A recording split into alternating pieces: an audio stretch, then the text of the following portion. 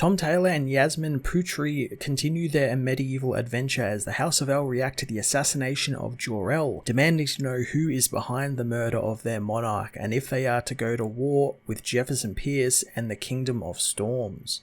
Tom Taylor delivers another extremely satisfying installment in his new series, picking up with that amazing cliffhanger ending from the last issue and exploring what would happen if a superpowered king was killed and what that means for the Kingdom of El and the newly explored Kingdom of Storms. Again, Taylor does this brilliant job reinventing all of these great characters for this setting, and they are all just so interesting and creative takes on the characters. They're not just Superman in a medieval costume, there's like layers to them, and I like that. It's a younger Superman and a younger Batman, a younger Harley Quinn, and they all aren't the characters we know and love. They're different versions of them. So we have a Prince El who's kind of headstrong and kind of reacts in violence, but then knows to sort of draw back and knows that's not what his father would want. It's really interesting. On top of that, we get the biggest reveal this issue in that of Zala El, the Supergirl of this world, who has been off training with the Amazons and living with them, kind of a lot like her Injustice 2 version of Supergirl.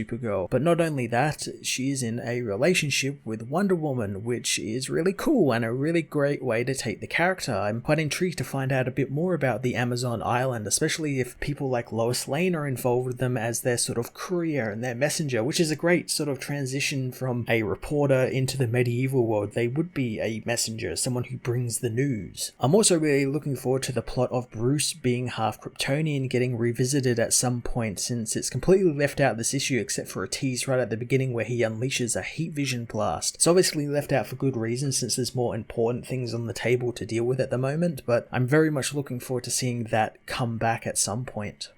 Yasmin Putri again delivers just some damn good redesigns and reimaginings of the characters we all know and love, and I absolutely love how she's managed to spin all of the classic hallmarks of the heroes' everyday costumes into their armors or robes, while others like Wonder Woman remain largely unchanged, being that they already fit that aesthetic, but she's done a little bit of spin on it. Like, I like that Wonder Woman has like a one-arm pauldron sort of thing going on with her, and I like that she carries the sword and the shield, and there's black involved in her costume. It's quite cool. Dark Knights of Steel issue 2 was another well-paced, intrigue-heavy issue that explored the hours following the death of a superpowered king and the ramifications of knee-jerk violence. I'm so excited to see what other surprises and creativity the series has in store for us next issue, since if it's like these first two issues, it's gonna be a doozy. I'm gonna give this issue a 10 out of 10.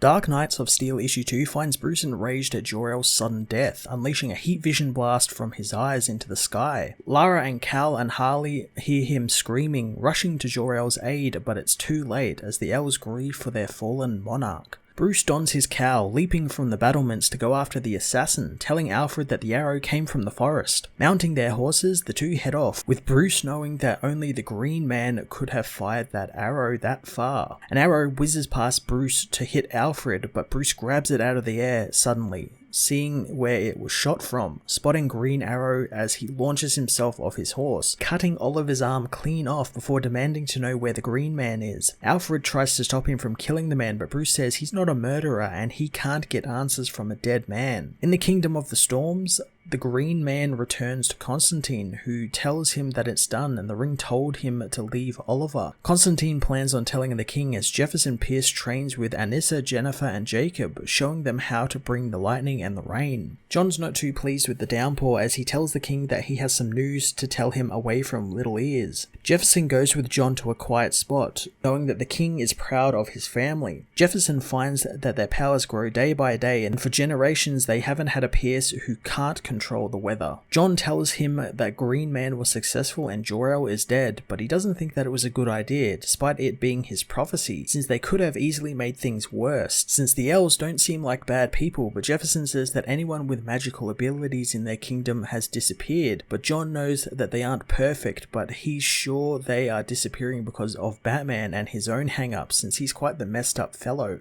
The king hopes that John can guarantee his children's futures while the aliens live, but John knows that the only guarantee is that they'll have pissed them off. General Amanda Waller, meanwhile, calls for the elves to go to war, and there must be justice, but Alfred knows as the last survivor of a war, he urges them not to sacrifice others for personal hurt. Waller tries to plead with Lara, telling her that they will come for her and her kingdom. Harley asks for Bruce's input, but Cal knows it's not up to him, since he's not their family. Cal calls for some proof that Jefferson actually did this, wanting to know when the assassin is conscious. Alfred reassures Bruce that Cal is grieving, but Bruce knows that the anger is not misplaced since he didn't save Jor-El, and he should have since it was his job, and now perhaps war is inevitable. Alfred knows that any war between the two kingdoms won't stop at the borders, and every kingdom will be dragged into it. On Amazon Island, Lois Lane arrives home, wishing she came to Hippolyta with better news. Hearing the news, Hippolyta wants to convene the generals for her council, but Lois wants to first tell the princess. Diana, meanwhile, is training with someone when Lois comes to see her. Diana is happy to see her friend, wanting her to spar with them, but Lois doesn't have time, telling Diana and her training partner, Jor-El, that her father has been killed.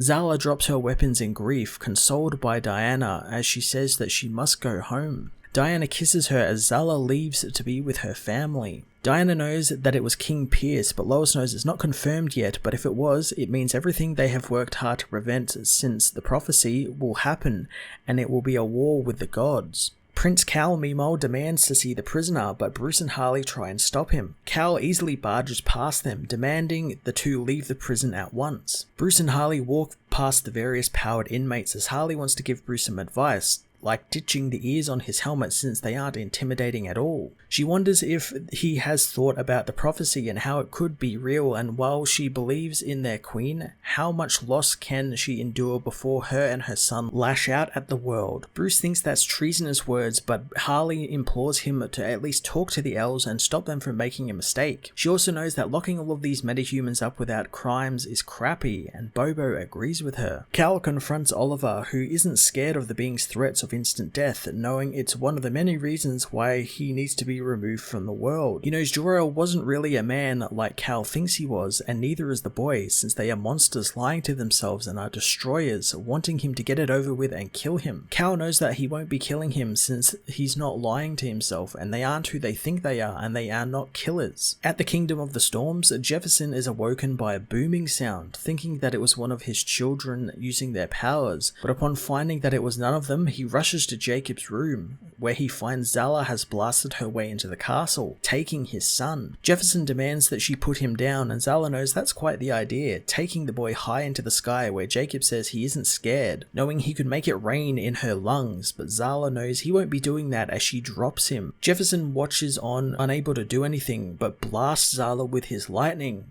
but it does nothing to Zala except tickle her as she leaves, letting Jefferson mourn the death of his son.